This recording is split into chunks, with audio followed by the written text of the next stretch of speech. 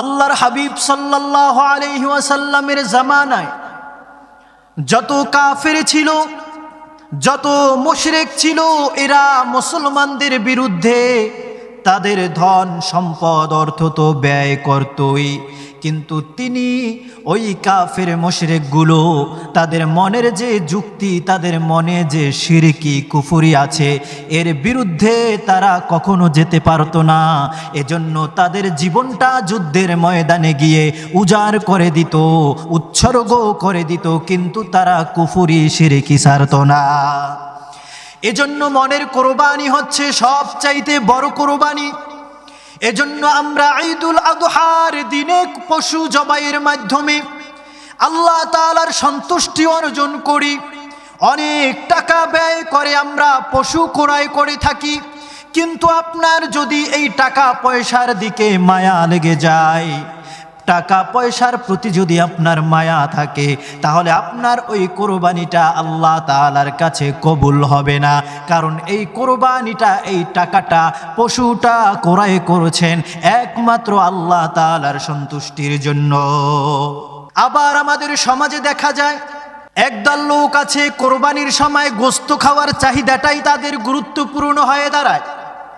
এজন্য কোনো ব্যক্তি যদি কোরবানি দেয় আর তাদের গোশত খাওয়ার চাহিদাটা যদি তাদের মূল লক্ষ্য কারণ হয়ে দাঁড়ায়, তাদের ওই কোরবানিটাও আল্লাহ তাআলার দরবারে কবুল হবে না। কোরবানির সময় যখন চলে আসে, আমাদের সমাজের ধনাঢ্য যে ব্যক্তিগুলো আছে, এই ধনাঢ্য ব্যক্তিদের মধ্যে অনেক ব্যক্তি আছে বাজারে গিয়ে নাম কামানোর জন্য সব চাইতে বড় পশুটি ক্রয় করে। সব চাইতে বড় পশুটি ক্রয় করার পরে লাল শালুক পরিয়ে তিনি বিভিন্ন এলাকা মহল্লা ঘুরিয়ে ঘুরিয়ে সবাইকে দেখিয়ে দেখিয়ে ওই পশু তার এলাকায় নিয়ে আসে।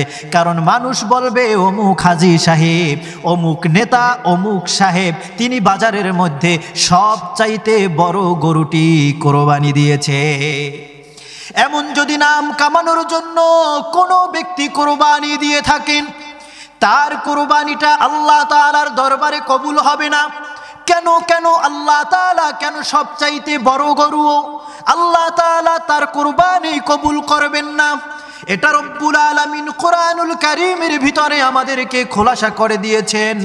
রব্বুল আলামিন সূরা হজের ৩৭ নম্বর আয়াতে বলেন, লা ইয়ানালাল্লাহা লুহুমুহা ওয়ালা দিমাউহা ওয়ালাকিন ইয়ানালুহু তাকওয়া মিনকুম। আল্লাহ পাক বলেন, ও আমার গোলামেরা শোনো, আমি আল্লাহ রাব্বুল আলামিন তোমাদেরকে ধনাঢ্য করেছি, সামর্থ্য দিয়েছি কোরবানি দেওয়ার। তোমরা যারা কোরবানি দাও, তোমরা যখন পশু জবেহ করো, ওই পশু জবাই করার সময় পশুর গোশত আমি আল্লাহ তাআলার কাছে পৌঁছায় না, এই পশুর রক্ত আমি আল্লাহ তাআলার কাছে পৌঁছায় না, এই গরুর চামড়াও, এই পশুর চামড়াও আমি আল্লাহ তাআলার কাছে পৌঁছায় না। তাহলে আল্লাহ রাব্বুল আলামিন কেন আমাদেরকে কোরবানি করার নির্দেশ দিলেন? এটাও আল্লাহ তাআলা খোলাসা করে দিয়েছেন। ওয়ালাকিন ইয়ানালুহু তাকওয়া মিনকুম। আল্লাহ তাআলা বললেন, গোলামেরা শোনো শোনো শোনো, আমি আল্লাহ তাআলা তোমাদের পশুর রক্তও দেখি না, তোমাদের পশুর গোশতও দেখি না, আমি আল্লাহ তাআলা দেখি একমাত্র তোমার অন্তরের নিয়ত, একমাত্র তোমার অন্তরের তাকওয়া।